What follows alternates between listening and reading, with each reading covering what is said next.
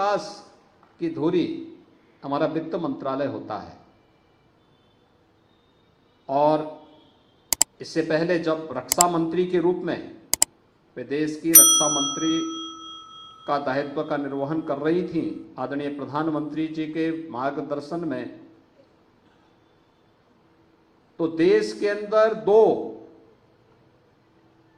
Defence manufacturing corridor की घोषणा हुई थी और उस समय उन्होंने एक डिफेंस कॉरिडोर उत्तर प्रदेश को दिया था।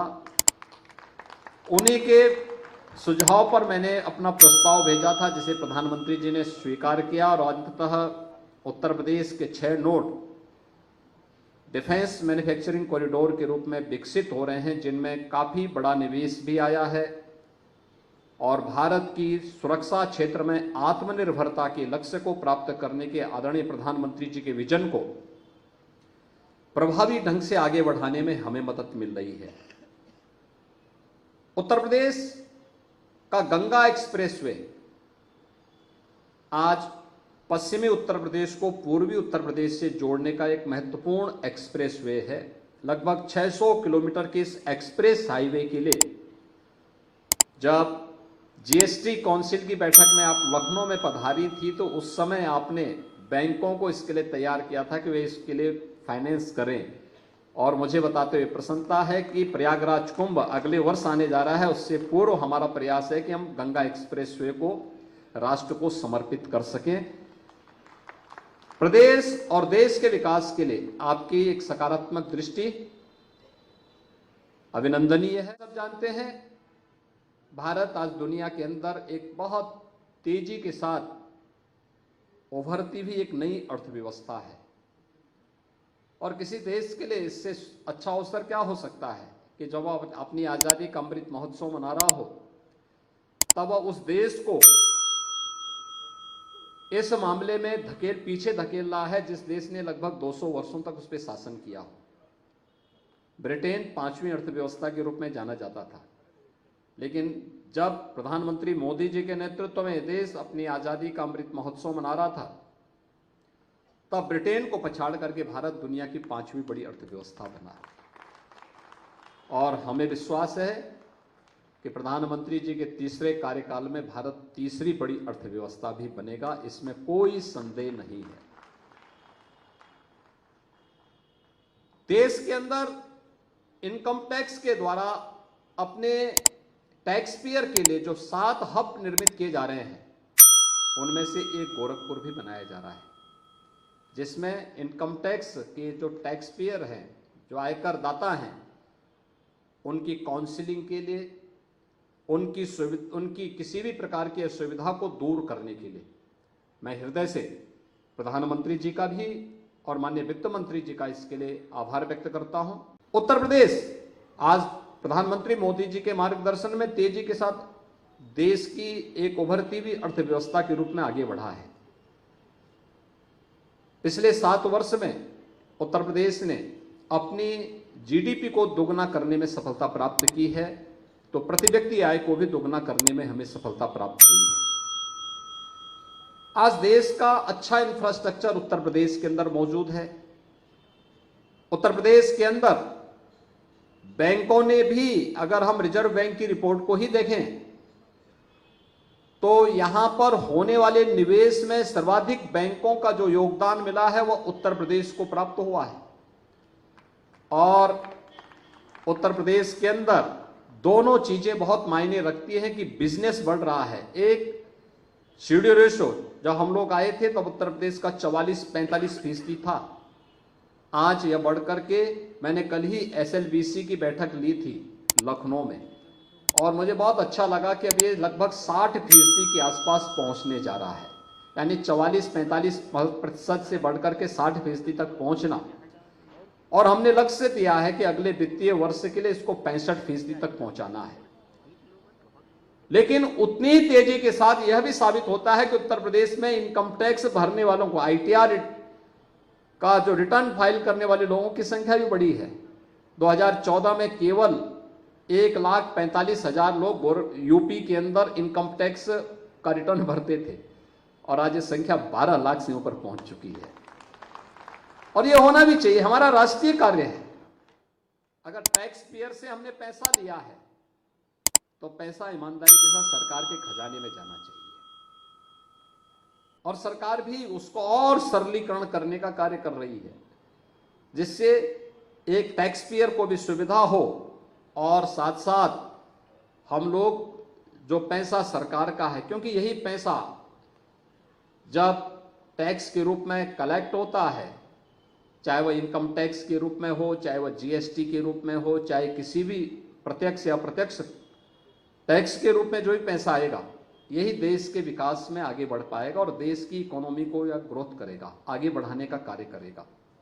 और हम सबको इस दिशा में पूरे प्रभावी ढंग से आगे बढ़ करके, बढ़ चढ़ करके भाग लेना चाहिए। बेहतरीन समन्वय के माध्यम से, संवाद बना करके इन कार्यक्रमों को अगर हम आगे बढ़ा पाएंगे तो तेजी के साथ यह देश दुनिया की एक बड़ी अर्थव्यवस्था के रूप में आगे बढ़ सकता है। अभी 2 दिन पहले प्रधानमंत्री जी ने लखनऊ में उत्तर प्रदेश के ग्राउंड ब्रेकिंग सेरेमनी के आयोजन में उपस्थित होकर के इसको एक नई ऊंचाइयां प्रदान की है। मुझे याद है जब पहली बार हम लोगों ने प्रदेश के अंदर इन्वेस्टर समिट की बात कही थी, तब मेरे सहयोगी बोलते थे कि हम प्रदेश के अंदर 20,000 करोड़ रुपए का निवेश करवाएंगे। तो मुझे उनकी बातों पे हंसी आ रही थी और गुस्सा भी आ रहा था। मैंने कहा भी आप क्या बात कर रहे हैं, 20,000 करोड़ ही केवल यूपी में निवेश होगा? तो कहते रहे साहब यूपी में कौन निवेश करेगा? मैंने कहा भी क्यों, यूपी तब तक हमारी सरकार को बने हुए मात्र 6 महीने हुए थे। मैंने कहा भी क्या यूपी में अभी किसी का विश्वास नहीं जगा है? कहा रे साहब अभी कहां जगने वाला है, इतनी जल्दी विश्वास? तो जब विश्वास एक बार टूट चुका है, 15-20 वर्षों का जो अविश्वास है, इसका खामियाजा तो भुगतना ही पड़ेगा। और पहला जब इन्वेस्टर समिट किया था, मुझे भी कुछ जगहों में जाना पड़ा था। हम लोगों ने वहां पे लोगों के साथ रोड शोज किए थे, उद्यमियों के साथ हम बैठे थे। जिससे भी हम बातचीत करते थे वो कहता साहब हमने तो बहुत पहले संकल्प लिया, हम यूपी कभी नहीं जाएंगे। क्यों नहीं जाएंगे, क्यों नहीं आएंगे आप? वो कहता था साहब हम ही सुरक्षित नहीं तो पूंजी कैसे सुरक्षित रहेगी? आज मैं कह सकता हूं यूपी दंगा मुक्त प्रदेश है। कोई दंगा यूपी में नहीं होता, कोई गुंडागिर्दी यूपी में नहीं होती, कानून व्यवस्था की स्थिति बेहतरीन है। यूपी में आज के दिन पे पर्यटकों की संख्या कितनी तेजी के साथ बढ़ी है। अकेले अयोध्या में, कल अयोध्या में प्रभु श्री रामलला के विराजमान होने का 1 महीना पूरा होने जा रहा है और आज पूरा होने जा रहा है। और इस अवसर पर अगर आप देखेंगे कि पिछले 1 महीने के अंदर लगभग 62 से 65 लाख श्रद्धालु अयोध्या धाम में पधारे हैं। आप सोच सकते हैं। मैंने वहां के व्यापारियों से पूछा, मैंने कहा भी क्या इसका बिजनेस पे असर पड़ा? क्योंकि हम जब वहां के इंफ्रास्ट्रक्चर को चौड़ा कर रहे थे, सड़कों को चौड़ा कर रहे थे, कुछ लोग विरोध कर रहे थे। मैं समझा रहा था उनको, मैंने कहा देखो जिसकी दुकान जाएगी उसको दुकान देंगे, जिसका मकान जाएगा उसको मकान देंगे, जिसको ये दोनों नहीं चाहिए उसको पूरा कंपनसेशन भी देंगे। 3-4 राउंड की बातचीत मुझे स्वयं करनी पड़ी थी। उस समय लोगों को लगता था कि या तो एक काम पूरा नहीं होगा या मैं झूठ बोल रहा हूं। मैंने कहा देखो भाई हम लोग झूठ नहीं बोलते, हम तो प्रभु राम को अपना आदर्श मानते हैं और हमारा यही मानना है कि रघुकुल रीति सदा चली आई, प्राण जाए पर वचन न जाए। जब एक बार बोल दिया तो उसको हर हाल में लागू करेंगे, चिंता मत करिए, जरूर होगा। सभी का पुनर्वास किया गया, हर एक को दुकान दी गई और परिणाम क्या है? आज जब मैं 1 सप्ताह के अंदर ही गया था, प्रभु रामलला के विराजमान होने के 1 सप्ताह के अंदर अयोध्या गया था, तब मैंने वहां के उद्यमियों और व्यापारियों से पूछा कुछ लाभ हुआ? उन्होंने कहा साहब बिजनेस हमारा 30 से 50 गुना बढ़ गया है। और केवल ये तो व्यवसाय की मैं बात कर रहा हूं, होटल वालों के साथ बैठक करवानी पड़ी मुझे कि भाई रेट ज्यादा मत बढ़ाइए अब, क्योंकि 1,80,000 रुपए तक रूम के रेट जा रहे थे। हमने कहा भी कम करो भाई, और फिर उसको कुछ को हम लोगों को लेना भी पड़ा फिर कि नहीं भाई इससे ज़्यादा रेट नहीं होगा, कैप करना पड़ा था। टैक्सी सेवा, और केवल ये अयोध्या में नहीं, आप लखनऊ जाइए, किसी भी होटल में रूम नहीं मिलेंगे, वाराणसी में नहीं मिलेंगे, प्रयागराज में नहीं मिलेंगे, गोरखपुर में नहीं मिलेंगे, क्योंकि सब पैक हैं। कहां? अयोध्या जाने के लिए। कितना परिवर्तन होता है। प्रधानमंत्री जी के द्वारा प्रयास प्रारंभ किया, आज रिजल्ट हम सबके सामने है। आस्था भी और आजीविका भी इसी को कहते हैं, और यह कार्य हम सबको मिलकर के आगे बढ़ाना होगा। आदरणीय प्रधानमंत्री जी ने 2047 देश के प्रत्येक नागरिक को एक लक्ष्य के रूप में दिया है। यह देश जब अपनी आजादी का शताब्दी महोत्सव मना रहा होगा 2047 में, उस समय कैसा भारत हमें चाहिए? एक विकसित भारत।